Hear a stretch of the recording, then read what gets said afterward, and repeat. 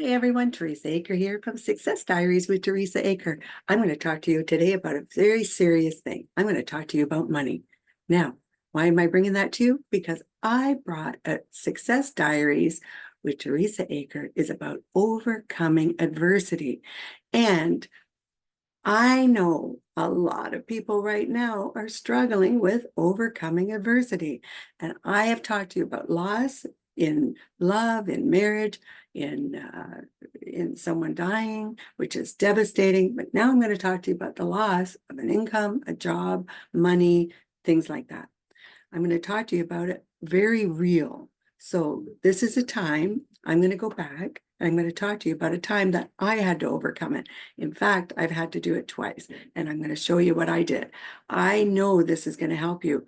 If you're going through it right now, I seriously want you to hear about these lessons that I learned, and hopefully you'll be able to take away and learn from me, because there's nothing better than having a mentor or someone who's been through it so you don't have to face those crises. So I want to tell you this. So first of all, I'm not a financial advisor. I'm talking to you about stories that I've had, things that I've gone through, and I can honestly tell you I made it to the other side. Okay. So one of the first things that I'm going to take you way back. Imagine a young lady in her 20s with children. I was in my late 20s. I had my last child at 28. And so I have three children, and I'm going along in my marriage, and I'm in real estate, making a lot of money. And my husband and I are having a hard time because I'm producing a lot in real estate, but I'm out a lot. So what that means is I'm doing offers late at night. I have a family at home, but I'm trying to make a living. I'm hoping that he can understand that and the children can understand it, because the goal for me at that time was money. And that's a fact. I wanted to build our life up. My husband was a wonderful man. I'm not going there, but him and I were struggling a bit. He was working, but I was the one that was out late at night. So we ended up getting separated. And I'm telling you that because that's not really the story. So I kind of raced through that because I want to get through the financial side of it. So we separate. I have three children. I now have to leave my home because we don't have those incomes together. We actually had two homes at the time. We had an income property and we had our own home. Whether you have one or not doesn't matter. The point I'm trying to make today is right at that moment, I should have understood life a lot differently, but I didn't have a mentor like you do right now. I was in my late 20s. Actually, I was, to be honest with you, I was 29, turning 30 at that point. Now, my husband and I are no longer together, so I don't have that second income. Of course, we're going to sell our matrimonial home because we're not together anymore. Probably the first mistake. We should have held on to that, but that's just what you do when you're getting divorced and you're young and you just don't want to be together. So that's fine. Not the point of my story.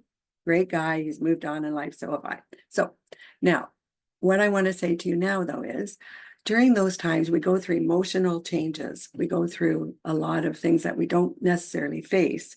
So I'm coming to you with, at that time, what I should have done is, I'm going to add right here, number one, reduce expenses. That's the first thing I should have done prior to losing that income. So while we were talking about separating, or if you're realizing an income has shifted, maybe your spouse has lost their job, which can happen. It's just devastating.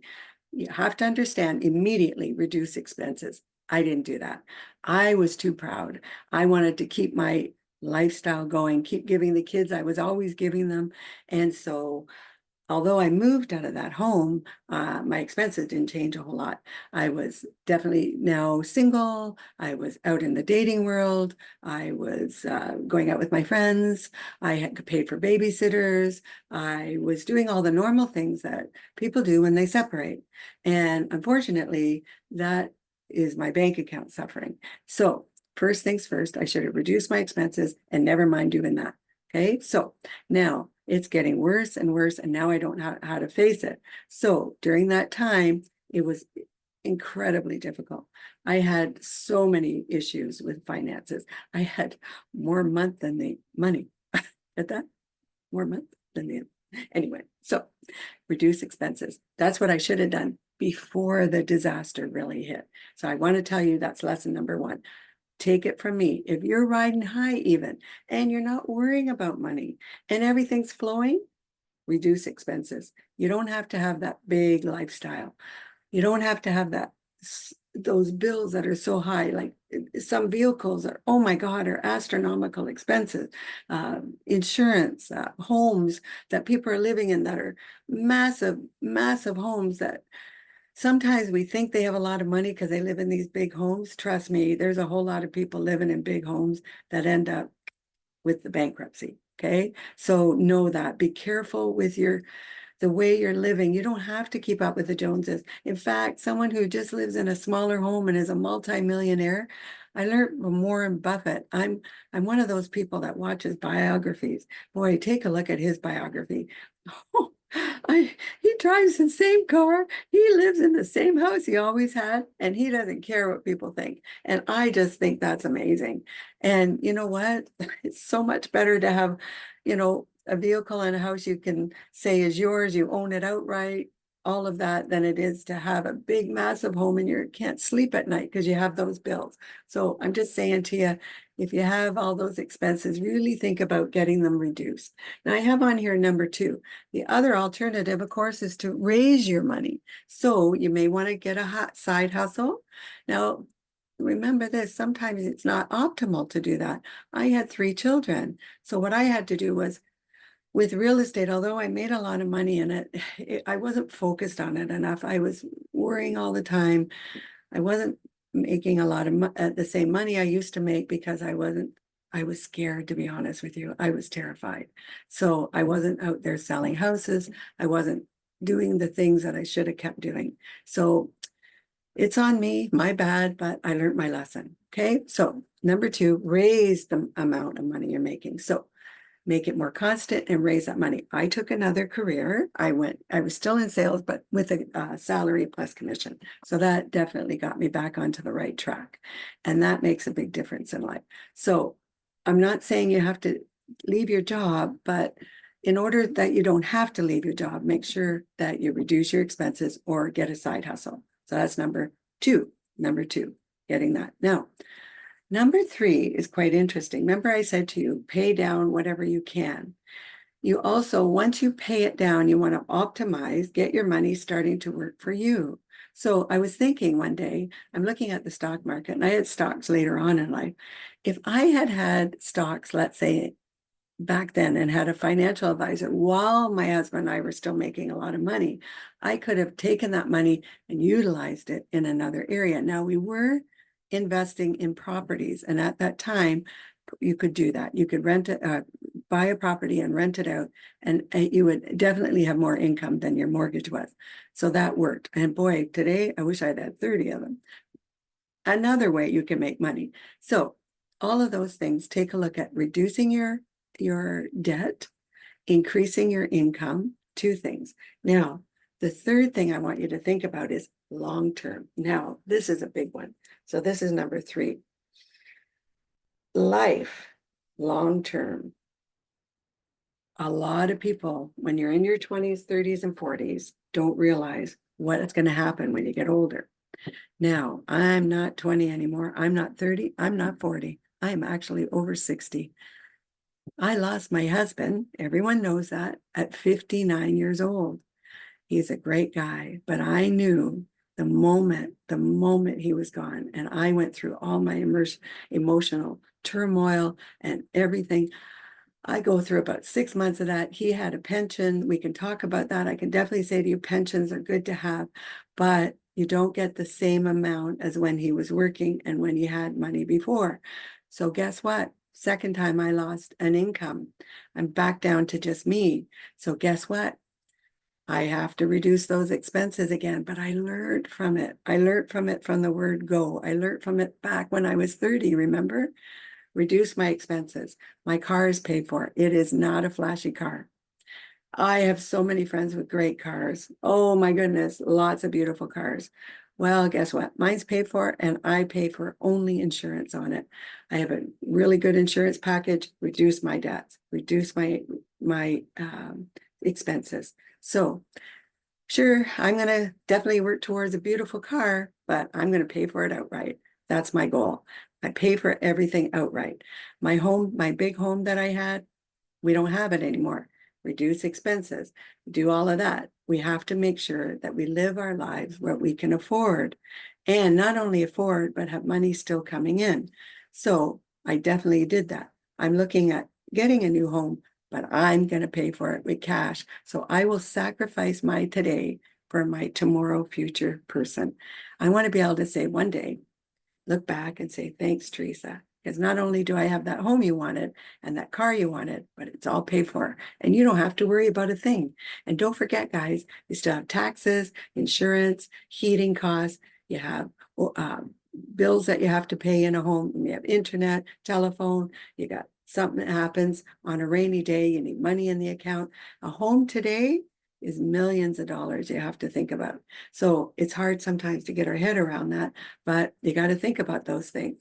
You don't want to end up with mortgages so high you can't afford them. Or even if you rent them out, now you got to, live with other people, and that's fine, but you really got to ask yourself, what do you want in life? And what is your legacy going to be? So when we look at long term, I want to also point out that what happens to your health? What happens if you have a health shakeup? So you're moving along and you're in your 50s or 60s, and all of a sudden, boom, something happens to you health-wise. I don't wish it on anyone, but now you can't work the way you used to work, or now expenses start getting that higher expenses. You want to know that your house or your accommodations, that you're making way more money coming in than you do at the end of the month, because that matters. I'm telling you all of this because I really want you to hear this. I've been looking a lot around because I was wanting to bring this video to you. The cost of retirement homes. Now, there's different levels of them, of course, but the cost of retirement homes, the cost of accommodations, the cost of rent, and the cost of housing is extremely high right now. I hope it changes down the road, but you have got to understand, if you're in your 20s, 30s, and 40s, living the free life, and not caring about where you are in your future, that's over. You've got to start thinking about your future at no matter what age. Now, let's say you are in your 60s and something happens. I'm hoping that if you're at that point that you've taken care of yourself and you thought of your future, you have no problems. But let's say you didn't.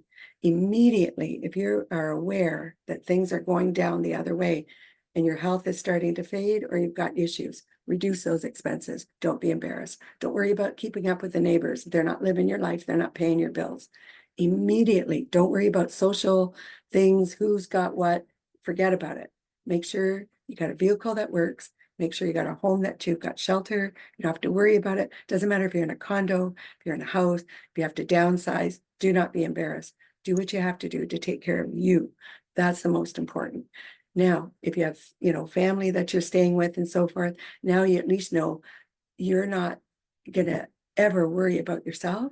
You can take care of yourself. And if you have to live with them, that's fine. But at least you know in the back of your mind, you took care of you.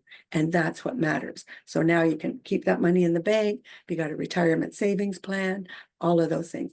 If you don't have any of those things, it's most important that you do reduce those expenses. Now, if you have lots of money, and you're doing extremely well, kudos to you. But I might add, make sure that you've got yourself taken care of for the rest of your life. What if you live till 100? Can you do it? That's all I'm saying. Make sure you can.